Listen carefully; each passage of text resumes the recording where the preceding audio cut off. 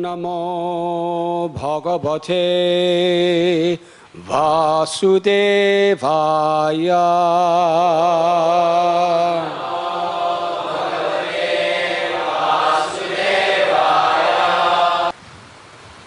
This morning we are reading from Srimad Bhagavatam, Canto 7, Chapter 2, entitled Hiranyakashipu, King of the Demons. Text 47.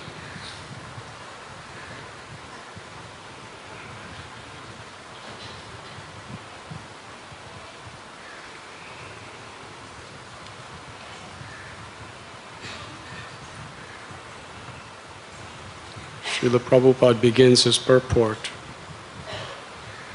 The living entity is bound by the subtle body, consisting of the mind, intelligence, and false ego.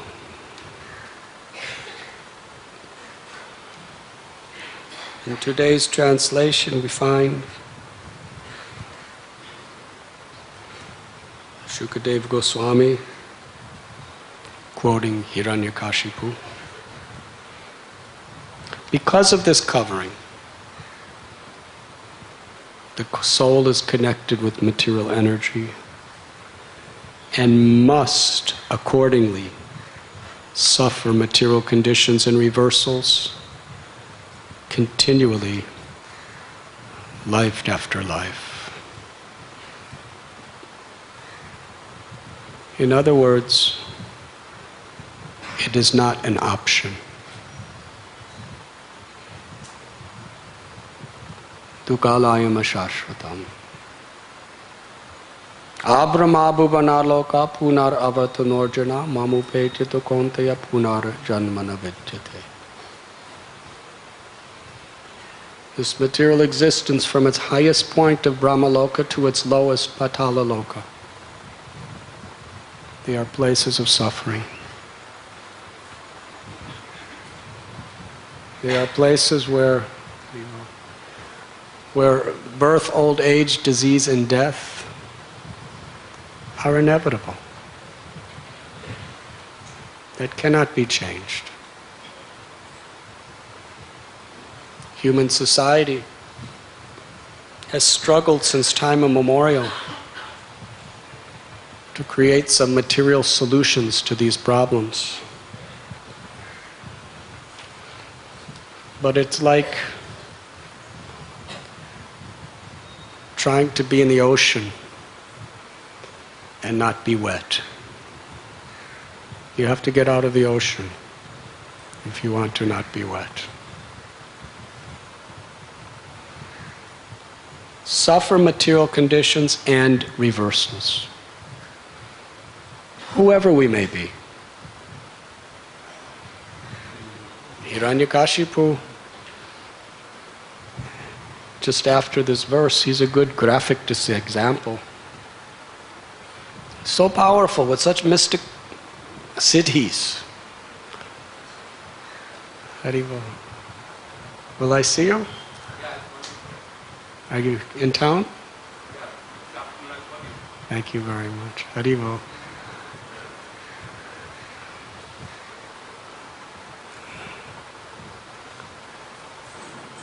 The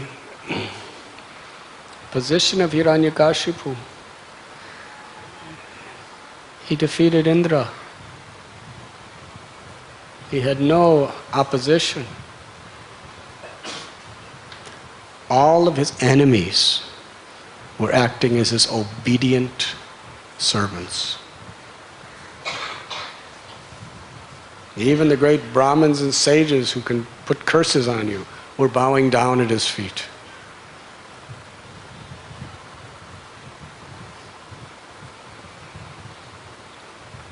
If he wanted the sun to shine at night, he just ordered Vivaswan, shine. Vivaswan counteracted all the laws of nature just for Hiranyakashipu. If he wanted rain, Indra, rain. Yes, sir. Yes, master. Rain. That was his power. And what was his wealth? He had conquered the heavens. And what was his prestige? Just by his moving his eyebrow, even the greatest demigods and warriors shook with fear.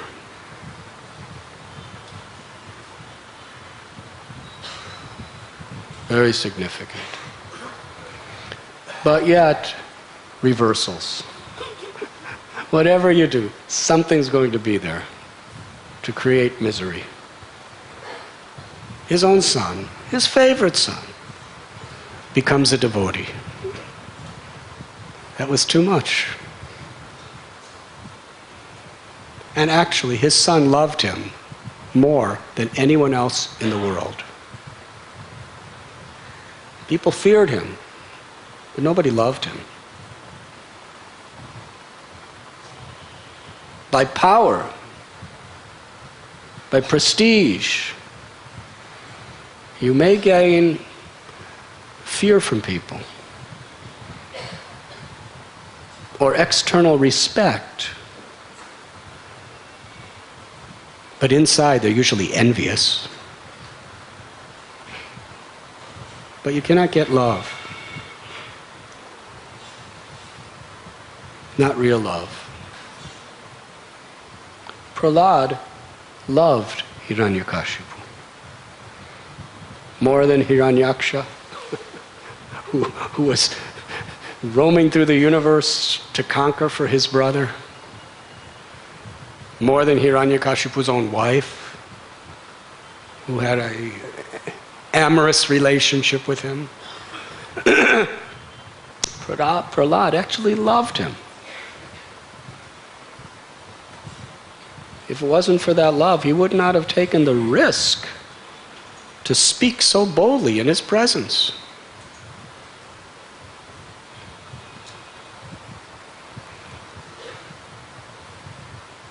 But Hiranyakashipu, blinded by his false ego, could not understand that love. And he took it as a great threat. Historically, in terms of religion, we find this continuously. That those who truly love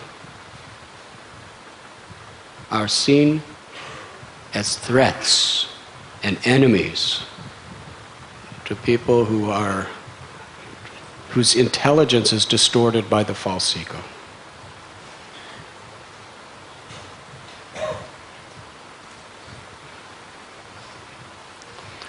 Sri Chaitanya Mahaprabhu, he's the Lord. He loved everyone. Yes? And yet those young Brahmins, they were blaspheming him.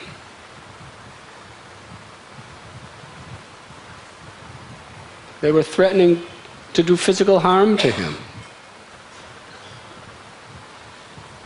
And he loved them so much.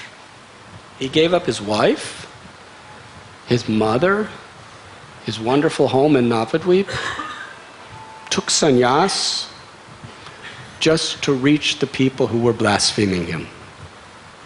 Just to reach the people who were rejecting his love.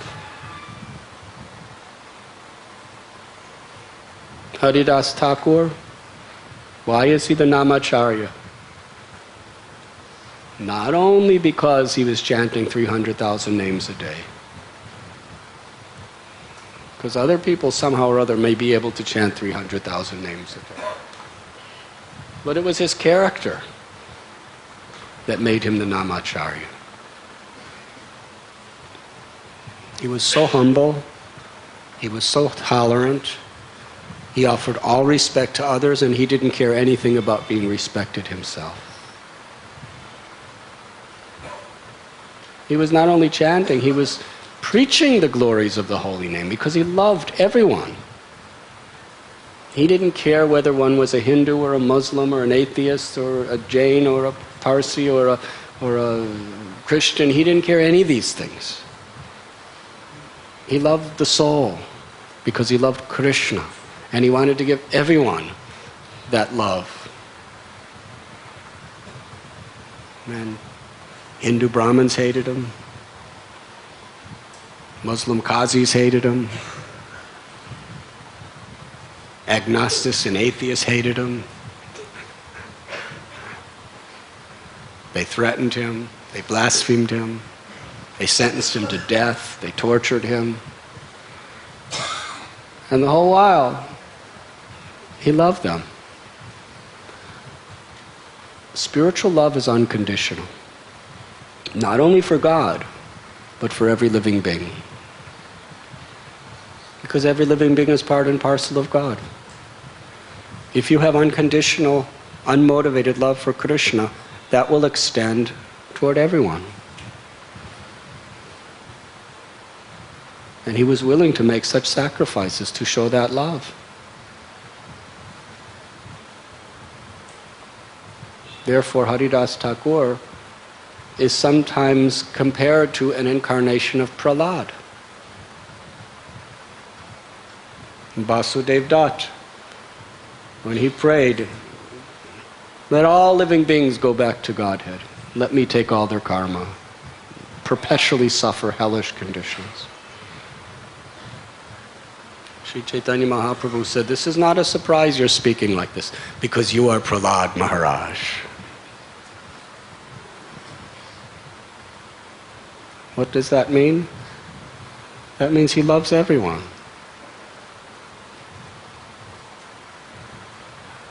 But from Hiranyakashipu's perspective, and from the perspective of two people too much infatuated by their materialistic ways, anyone who preaches the truth becomes a threat, an enemy. Bhagavad Gita says the quality of a devotee is the devotee has no enemies. But it seems a contradiction, because devotees always have enemies. So why Krishna says he has no enemies? That means in his heart there's no enemies.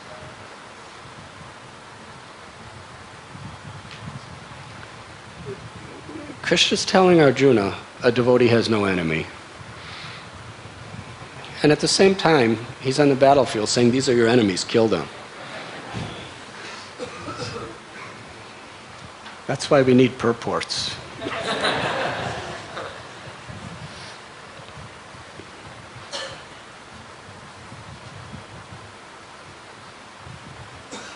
And Srimad Bhagavatam says the only enemy for anyone is their own mind. And this was exactly what Prahlad Maharaj hated, more than anything else. This distinction between friends and enemies. Yes? Of all the things in the school that he challenged, Sanda and Amarka, the seminal sons of Shukracharya, this is what he really didn't like. He could have complained about so many technicalities about education and different cultural, social lessons he was learning.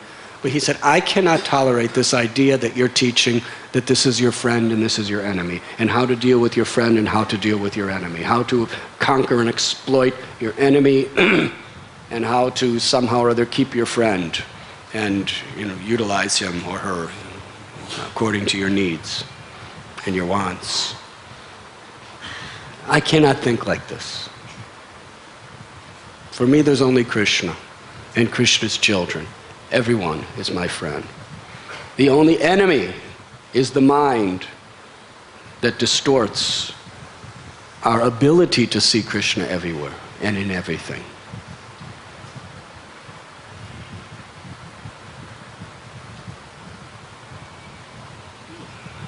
So yes, Krishna is telling Arjuna, you must kill.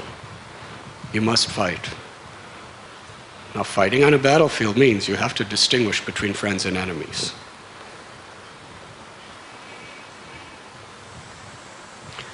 But he's doing it in the spirit of a surgeon, not in the spirit of a selfishly motivated person. A surgeon loves the patient, but hates the disease. The disease is the enemy, not the person. Just like if you have malaria. The doctor, you can die if you're not treated real fast. Yes? Aggressive. So the doctor gives medicine to kill that disease. It's an enemy. You can't be sentimental about such enemies. You have to kill it. You have to attack it. But it's with compassion. One of my very dearest godbrothers recently had cancer. They opened up his liver to see what was inside, and they saw this horrible tumor. And they said, we have to take it out. But then they couldn't take it out. So they said, we have to take out your whole liver. Otherwise you're going to die real soon. You have to get a liver transplant. That means that tumor's an enemy. So in Bhagavad Gita, what was the enemy Arjuna was fighting? Avidya. Ignorance. Ignorance of Duryodhana and his people. The ignorance of that he's not this body, but he's the spirit soul. Now please know, Duryodhana, similar to Hiranyakashipu, was not just, some ignorant person of philosophy. He knew philosophy. He went to the same school as Yudhisthira and Arjuna, the school of Dronacharya. He was teaching him to fight with weapons, but Drona is also a Brahmin. He's going to teach them Vedas as well. Yes? It wasn't only, shoot this. He was giving purports to the lessons. And Bhishma, the great Mahajan, he was equally teaching philosophy, culture, morality to the Pandavas and the Kurus. Duryodhana got the same education as Arjuna. But he was envious. He was ignorant. He was only thinking in terms of Janasya Mahoya Mahamameti, I and mine. And like Hiranyakashipu, could twist the philosophy in such ways to suit their own purposes. It's very dangerous. A person who doesn't know is not as dangerous as a person who knows but exploits it.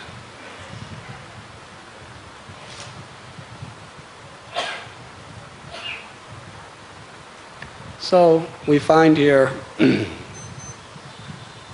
Arjuna is telling, Krishna is telling Arjuna, you must kill the enemy of ignorance and deliver these souls, liberate them all for their own benefit.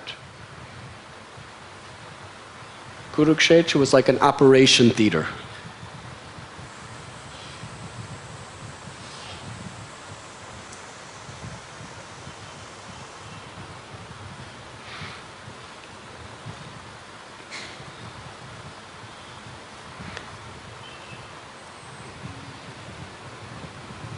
Yes, to love means to attract enemies.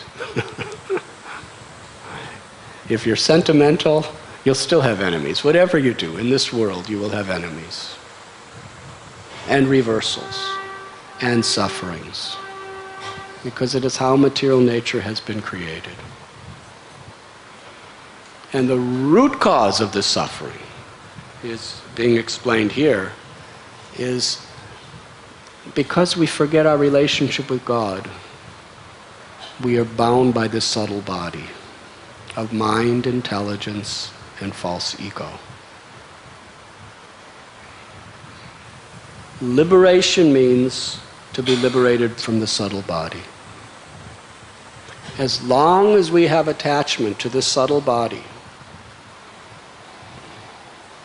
we must suffer repeated birth and death. Now, you cannot see the subtle body with your gross senses. Just like you cannot see the wind. Our acharyas give an analogy that just like a fragrance is carried by the wind from one place to another, yes, it could be a good fragrance, could be a miserable fragrance. You don't see it, but you can smell it. How is it coming? Yes? The wind carries it. In the same way, the subtle body carries the soul from one birth to another. The Padma Purana describes there are 8,400,000 species of life. Why have they been created? That's the most important thing. We can study through science and biology, what are the different species of life, how they're living, how they're existing, how they're mating, how they're defending. But the most important question is, why are they there? And there's only one person who knows why they're there. The Creator, who made them. He has a reason for everything. Everything has a deep, profound reason.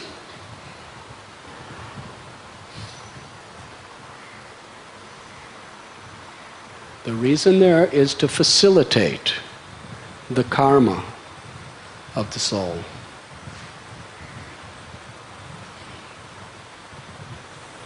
Now, Srila Prabhupada, he explains that this is evolution. When the soul enters into the lower species of life, by the natural process of evolution, it raises from one species to the next, to the next, to the next, until ultimately it comes to the human birth. And then it has the free will to decide its own future destiny. The lower species cannot decide anything. They're just going in a natural order.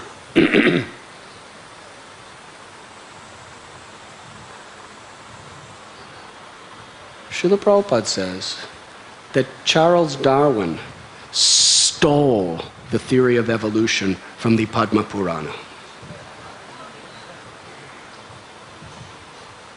Now this is very interesting. He was from the British area, yes, Charles Darwin. He was from British area. And during the time of his life,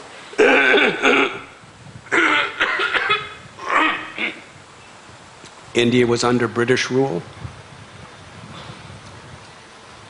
And so many of the educated people were exploring the different teachings of the Vedas. Yes?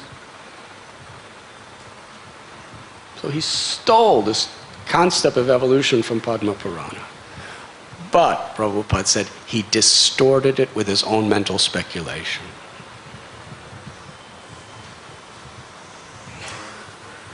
And because his knowledge has such power, when you distort that knowledge, it still has so much power. Just like Hiranyakashipu, he's speaking Vedic knowledge, but because he distorts it, what he's speaking has great power.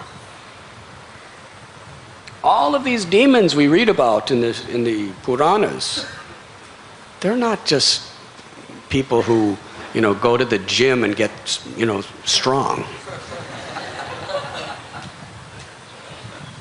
They're people who, because they know the Vedas, they understand how to perform tapasya, what yajnas they're supposed to perform, what charities they're supposed to perform, and how to access powers from demigods. They're mystic yogis.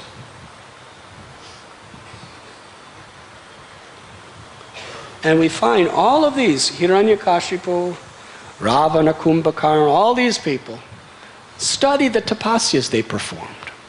Part of their tapasya was total morality, total mind control, total sense control, celibacy. All these things were there.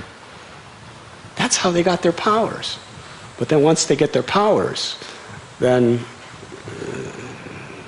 enough with all of that tapasya. But they would be fasting. They would be giving charity to Brahmins. They would be doing everything right when they were performing their tapasya. They weren't engaging in illicit sex, intoxication, gambling, or meat eating. They gave up intoxication, meat eating, gambling, all these things. They were living very pure, moral lives. They were giving charity. And they were doing just exactly the proper sacrifices or yajnas to please the demigods. They knew the science because they knew the Vedas. And therefore they were getting mystical powers. Ravana was given benediction. You can change into any form you like. And no one except ordinary human beings can kill you. Because he considered it to be like admission of weakness to ask for the benediction that human beings can't kill me. It's like if you approached Brahma and prayed, please bless me that ants can't kill me. People would say, what's a nonsense person? He's afraid of ants? It's against his prestige. So his own prestige is what killed him. Yes? He had too much prestige to even ask for the benediction of a human killing him. So a human killed him. Ram appeared like a human. Hiranyakashipu. So many benedictions he gained. Such powers. Because they take knowledge, Vedic knowledge, the highest, most powerful of all forms of knowledge, and they distort it. Very, very dangerous. Srila Prabhupada, more than he attacked materialistic people, he attacked people who distorted Bhagavad Gita.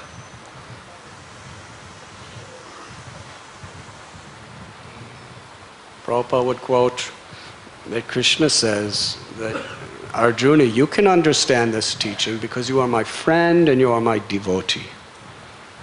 So Bhagavad Gita is for friends and devotees. Prabhupada said, if you want to give your own commentary, then write your own book. No problem, just write your own book. But don't distort Krishna's teachings. If you're not a friend and a devotee of Krishna, Prabhupada said, do not poke your nose in somebody else's business.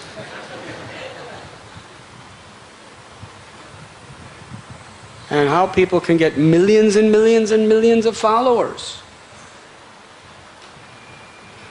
Because they're quoting the teachings of Bhagavad Gita, the power of Bhagavad Gita.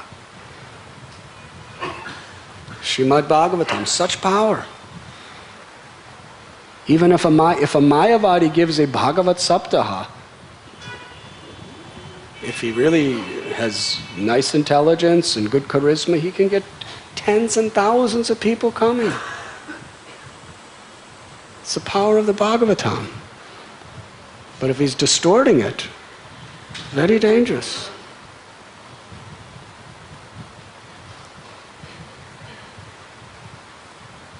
So scientists like Darwin, taking a philosophy that's very, very powerful,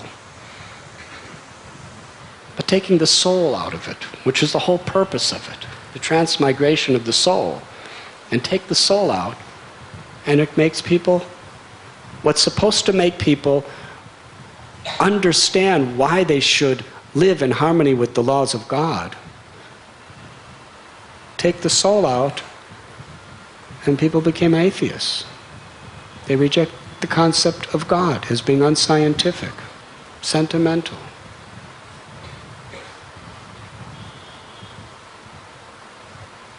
It's very dangerous.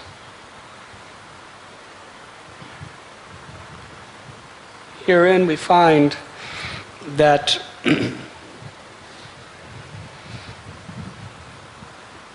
the subtle body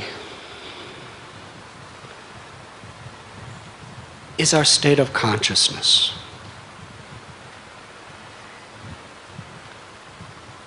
The false ego makes us identify with matter. The mind accepts, and the mind is just attracted and averse to all sorts of gross and subtle sensual experience. And the intelligence tries to discriminate. So when the intelligence is under the influence of the mind, which is under the influence of the senses, that is the cause of all suffering. That is the cause of all the complications within the whole cosmic manifestation. Therefore, Krishna tells in Bhagavad Gita that there is no question of yoga without controlling the mind and senses. Yoga means the control of mind and senses. Now, today yoga is very, very popular all over the world. But the concept of yoga is to do some asanas, to do some pranayam, to get a clearer intellect and healthier, prettier body. But what they do not understand is before asana and pranayam are even followed in the proper yoga system, initially and simultaneously must be yama and niyama. And what is yama and niyama? It's controlling the mind. It's rules and regulations to develop your self-control and develop your character. Yes? Cleanliness, celibacy, following rules and regulations. That's the basis. Otherwise, if you're just doing yama, or if you're just performing yogic postures and doing pranayama, you may feel good and everything, but it's not really yoga. The actual system of yoga is to control the mind and to transform your lifestyle and your character.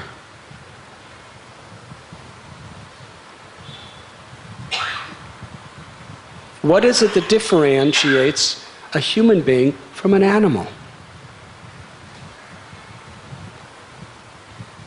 The willingness to control your mind and senses. That's all. Srila Prabhupada says, if you take food and you just put it out, an animal, if it's hungry, it's just going to go for that food. Yes? Now, what makes a human being is supposed to be invited. It's like if you're walking down the street with some food, an animal might just come and take it out of your hand. But a human being will not do that. Similarly, sex life. For animals, they just do it. There's not really concern for control, but a human being, according to certain principles, must control their mind and senses. Now, certain domestic animals can be trained to restrain themselves out of fear. Yes? Wild animals, they don't control. They just... If a tiger is hungry and he sees you, he doesn't ask your permission. He just immediately jumps and eats you.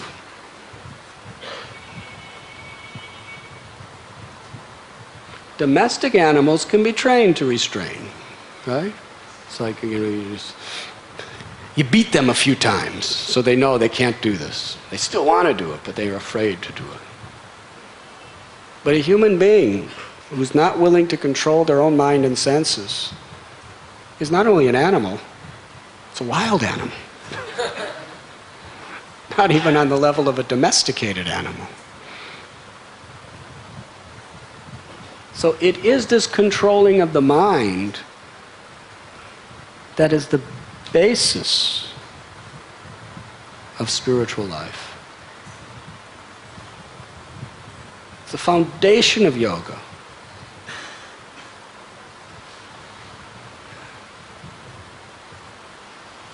And Krishna tells here that, Prabhupada tells here, at the time of death, whatever the position of the mind is,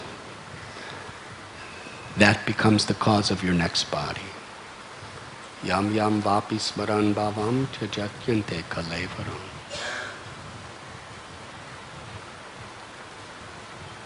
So all the 8,400,000 species of life, they're all existing, and the soul is in that particular body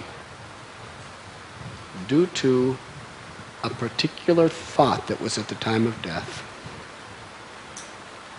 Human being is transported according to that thought. And then gradually it evolves up, up, up.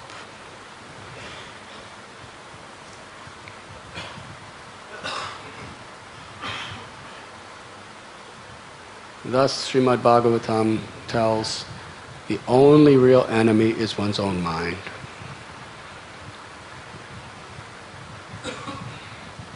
And it is explained that just as a hunter who catches a very deadly wild animal must be very vigilant to guard that animal. Because the animal, by its nature, wants to escape and kill the hunter. Yes?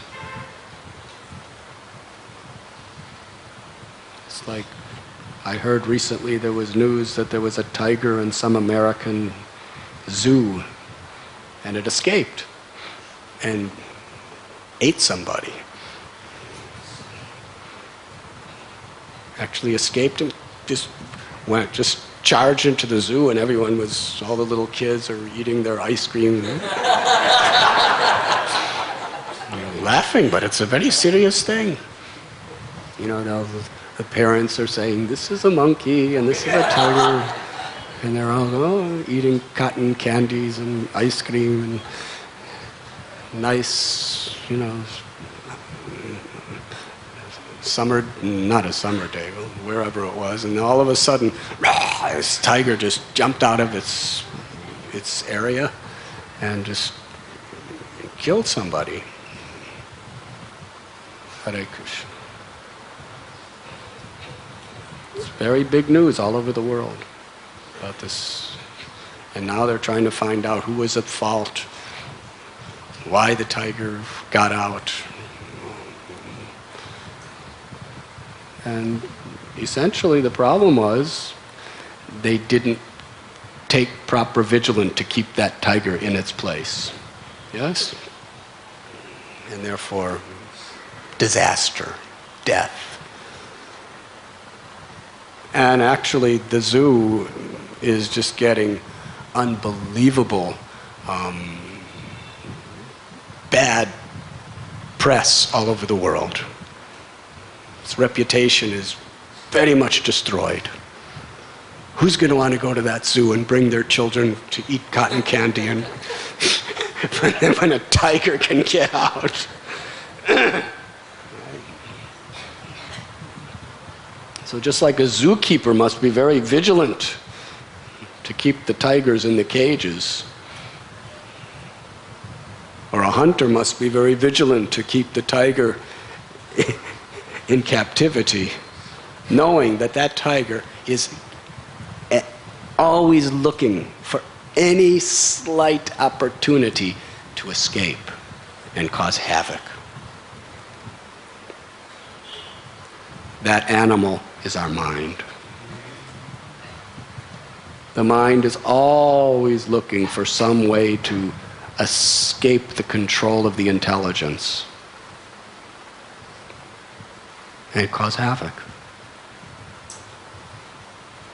So one who is on the spiritual path must always be on guard of the mind. But we won't be on guard of the mind unless we understand its nature.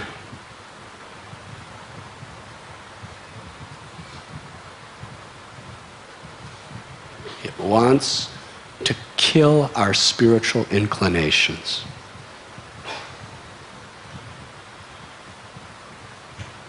And it will either do it quickly or gradually, whatever works. Yes?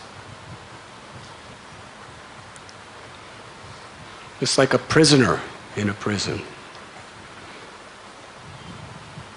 Sometimes a prisoner, if the guards of the prison are not very alert, they'll just all of a sudden, attack and run out. And then they're gone. Very quick, abrupt. But if the guards are more alert, there are histories where just little by little, over years, they'll somehow or other just start digging a little hole in the wall or something, and they'll be digging little tunnels. It may take 5 years to make that tunnel so it can actually get outside, but it's happened. It's little by little, day by day, just maybe a few inches every day. They're just getting closer outside that wall. Few inches, and ultimately, after maybe 10 years, there's instances of just digging those little tunnels. 10 years later, they're out. And what do they do when they're out? They do criminal activities.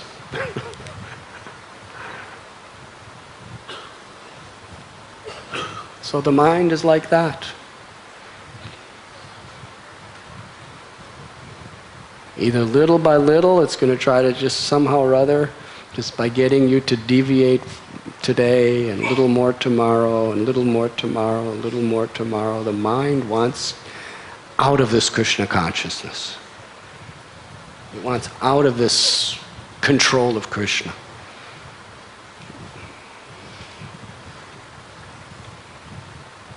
Or it may just attack. That is the nature of the mind. So first of all, we must understand it. If you don't understand that a tiger is dangerous and it wants to escape, are you going to take precautions?